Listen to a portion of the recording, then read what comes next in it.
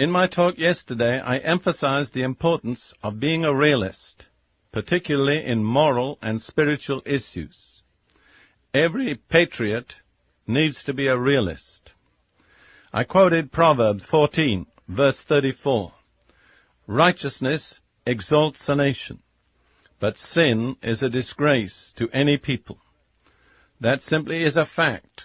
That's true whether we believe it, whether we wish it or not. If we are to be true patriots in our nation, we have to live in the light of that fact, that righteousness prospers a nation, sin is a disgrace, degrades, and brings a nation down. Today I'm going to apply this general principle about righteousness and sin in a very practical way to the kind of life each one of us needs to live. I've titled my talk for today, Being a Grain of Salt. I want to turn first of all to the words of Jesus to his disciples in the Sermon on the Mount, in Matthew chapter 5, verse 13. This is what Jesus says. You are the salt of the earth, but if the salt loses its saltiness, how can it be made salty again? It is no longer good for anything, except to be thrown out and trampled by men. So there Jesus is speaking to us, Christians, as his disciples, and he shows that we have a very special role in the earth. You are the salt of the earth. The language indicates we're the only salt. There isn't any other. Without us, the earth would have no salt. We are the salt, not some of the salt, but the salt. We have a unique function to fulfill. What does it mean to be the salt of the earth? Let me suggest to you 3 significant functions of salt. And this is by no means complete. It just gives us some idea of what's involved. The 3 functions I would suggest are, first, a disinfectant, second, to hold back corruption, and third, to give flavor, to make tasty. Let's look at the implications of those 3 functions of salt. Let's speak first of all about salt as a disinfectant. As a speaker and a preacher, I have to take care of my voice. I went to a ear, nose, and throat specialist some years back, and I asked him, what is the best thing I could do to keep my voice in good condition? He said, there's nothing better that you can do than gargle regularly. And I said, what with? And he said, just salt and warm water. That's so simple. Doesn't cost a lot, but it really has helped me tremendously. Why? Because salt is a disinfectant. It tends to keep disease away. It tends to prevent germs from settling in the throat and creating infection and inflammation. So that's what we are supposed to be. Wherever we are in the world, we're supposed to disinfect the atmosphere, to disinfect the society in which we move, the relationships of people with us and with others. We're supposed to keep away germs and infection. Not, of course, primarily physically, but spiritually and morally. In other words, our presence should make a difference wherever we are in society. I'd like to illustrate this from a rather vivid experience of mine as a soldier in the British Army in World War II. I came to know the Lord in the Army, and I had a very dramatic and powerful and total conversion from sin to righteousness. And as I've told people many times, God didn't then take me out of the army and say, this is too brutal and impure an atmosphere for you to live in as a Christian. I'll give you a nice, different kind of uniform and put you in a college and you can be trained to be a preacher.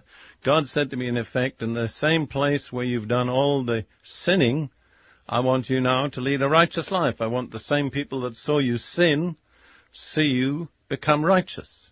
And that was quite an assignment. By the grace of God, I have to say that for 4.5 years, I achieved that.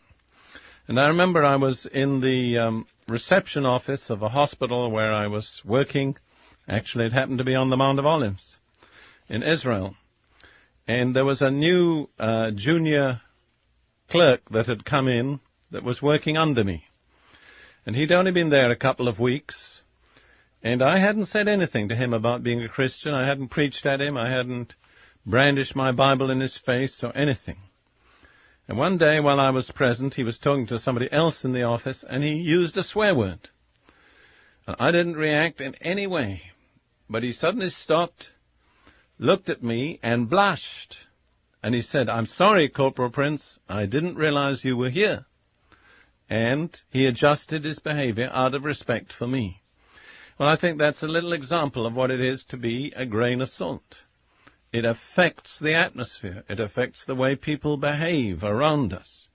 We hold back those germs, those diseases which are so prevalent in contemporary society. The second function of salt is very similar. Perhaps you could even put it under the same heading. I don't know. But I have said that a function of salt is to hold back corruption.